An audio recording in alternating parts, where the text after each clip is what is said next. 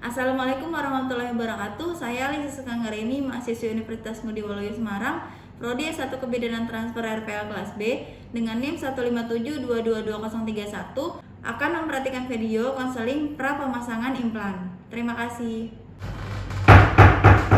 Assalamualaikum. Ya, selamat masuk Ibu. Iya Bu. Duduk dulu ya, saya tutup pintunya.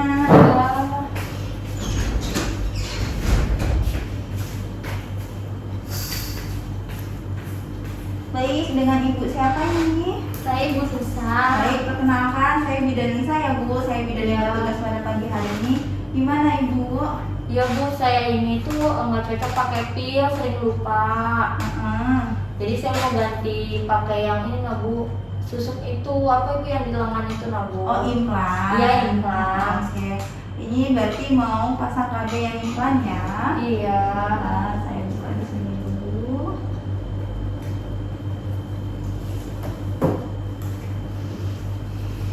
Nah, ya. Sebelumnya ini tadi nama Ibu siapa? Nisa Bu. Anissa. Ya. Hari terakhirnya ingat nggak Bu? Tanggal 20 bulan Juni Bu. 20 bulan Juni tahun 23. 2023 ya. Ibu, ini sudah berapa kali hamil? 2 Bu, ini Anak kedua ya? Anak kedua. Dua berarti anaknya yang hidup. Iya. Untuk riwayat yang terakhir, anaknya lahir apa? Normal Bu. Normal ya, nggak ada penyulit ya Bu? Nggak ada. Oke. Ibu ada riwayat penyakit? Nggak ada riwayat penyakit ini. Nggak ada riwayat penyakit menular juga nggak ada ya? Nggak ada, alhamdulillah. Oke. Baik, di sini saya akan menjelaskan untuk pemasangan sebelum kita pasang susuknya. Saya akan memberikan penjelasan dulu ya. Ibu, saya tensi dulu ya. Iya.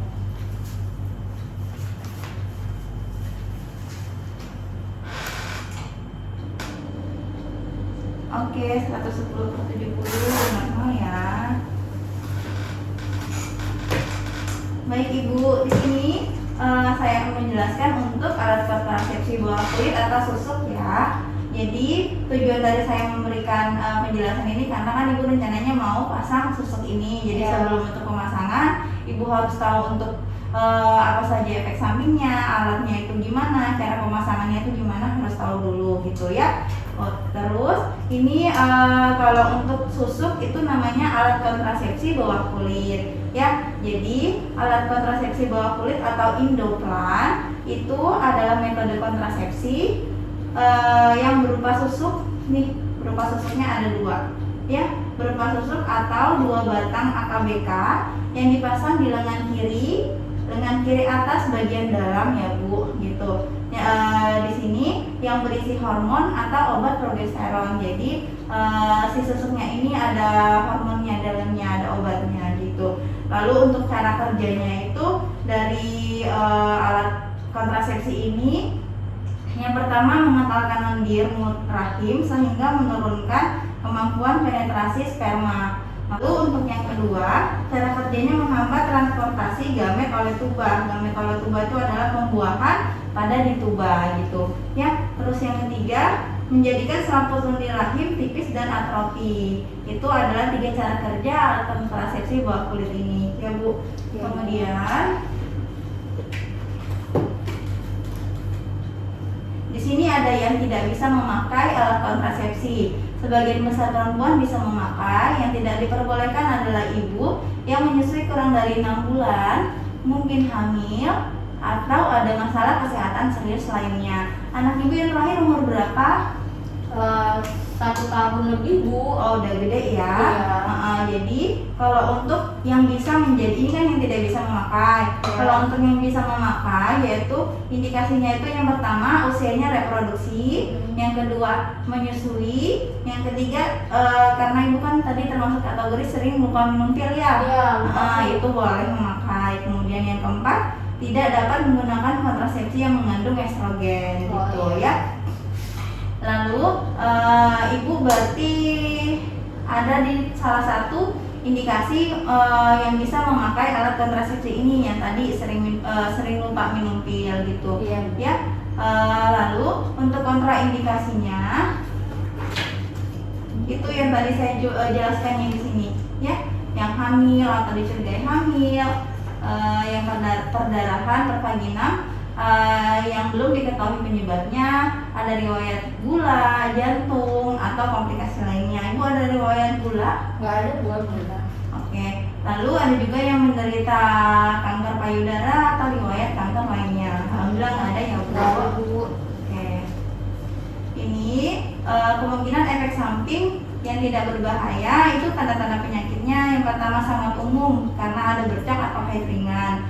Umumnya haidnya tidak teratur, tapi jarang terjadi yang tidak ada haid dan lain-lain gitu ya. Kalau untuk keuntungannya sendiri itu efektivitasnya tinggi ya Bu. Terus yang kedua adalah berjangka panjang. Kalau minum pil kan setiap hari harus minum. Iya. Kalau yang ini enggak, jadi bisa berjangka panjang. Lalu tidak mengandung estrogen, tidak mengganggu produksi ASI, kemudian menurunkan kejadian anemia. Lalu untuk keterbatasan kontrasepsi ini, yang pertama ibu jadi tergantung pada tempat sarana kesehatan karena kan harus kontrol terus, harus dievaluasi setelah pemasangan susuk ini gitu. Iya. Lalu yang ketiga terjadi gangguan pola haid. Yang tadi ini saya bilang umumnya haidnya tidak teratur, tapi jarang ada yang tidak ada haid. Jadi yang nggak haid itu jarang, paling haidnya nggak teratur gitu. Lalu yang terakhir juga kembalinya suburnya itu terlambat. Jadi kalau misalkan sudah dilepas untuk mengembalikan kesuburannya itu agak lambat gitu ya. Lalu sebentar.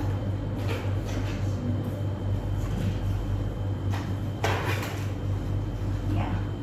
Lalu untuk efek samping lainnya juga yang pertama juga ada terjadi gangguan pola menstruasi, terjadi perubahan berat badan, terjadi perubahan libido, dan timbul jerawat gitu ya Bu. Iya Bu. Lalu untuk kalau ditanya kapan sih waktu yang tepat untuk ibu bisa melaksanakan atau menjadi akseptor ini, jadi waktu yang tepat itu bisa mulai kapan saja asal ibu selama yakin tidak sedang hamil ya Bu, jadi tidak lagi kondisi hamil ya. Lalu yang pertama lainnya juga bisa setiap saat selama siklus haid, asal ibu tidak hamil, dan pada hari pertama sampai ke-7 haid. Ibu haid hari keberapa ini? Hari ketiga Ibu. Oke, berarti nanti bisa kita pasang ya. Iya. Terus nanti untuk tempat penyuntikannya di sini ya Bu. Jadinya nanti lokasi penyuntikannya itu di lengan sebelah kiri, yang di bagian dalam di sini. Nanti alatnya dipasang di sini ya. Kalau untuk alatnya contohnya Oh ini ya Bu ya. nah nanti ini yang susuknya ini yang warna putih ini. Oh iya Bu. Nah ini yang dimasukin ke dalam lengannya sebelah sini, sebelah kiri ya. Itu nanti di lengan kiri bagian atas dalam. Yang penting ibu tidak ada kelainan atau kidal. Oh Ibu enggak. nggak kidal ya? Tidak. Oke. Jadi ini untuk penjelasan efek samping, keuntungan dan kontraindikasi. Apakah ibu setuju untuk dilakukan pemasangan ya, susuknya? Setuju Bu. Oh, baik. Kalau gitu kita pasang dulu di meja pemeriksaan ya. Iya Bu.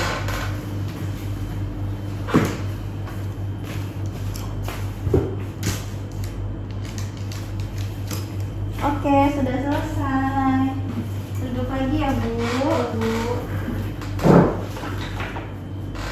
Oke, gimana? Nggak sakit ya? Iya Bu, sakit Bu. Oke, jadi nanti ini setelah dipasang, ibu harus ini hal-hal yang perlu diingat ya. Jadi kapsulnya itu harus dicabut setelah 3 sampai atau 5 tahun. Kemudian efek samping umum terjadi itu tidak berbahaya kembali. Nanti itu ibu kembali jika terasa mengganggu. Jadi kalau misalkan dari efek samping yang saya jelaskan ternyata mengganggu, bisa kembali kontrol ke saya ya. Jadi nanti kontrol ulang ke saya 1 minggu setelah pemasangan ini. Atau sewaktu-waktu bila ibu ada keluhan dengan metode kontrasepsi ini, boleh kembali langsung ke saya untuk kontrol susuknya ini gitu ya. Baik, untuk penjelasan yang tadi saya jelaskan semuanya, apakah ibu ada yang kurang jelas atau bisa diulangi sedikit?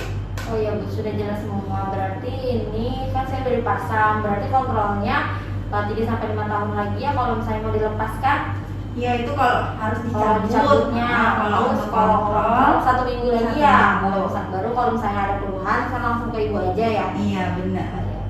Oke, kalau gitu nanti jangan lupa kontrol. Kalau ada keluhan boleh langsung ke saya ya. Iya Bu. Oke, boleh. Baik Bu, terima kasih Ibu. Iya sama-sama. Hati-hati ya Bu. Iya. Setelah melakukan konseling, kita lakukan pendokumentasian. Sekian video dari saya. Terima kasih. Assalamualaikum warahmatullahi wabarakatuh.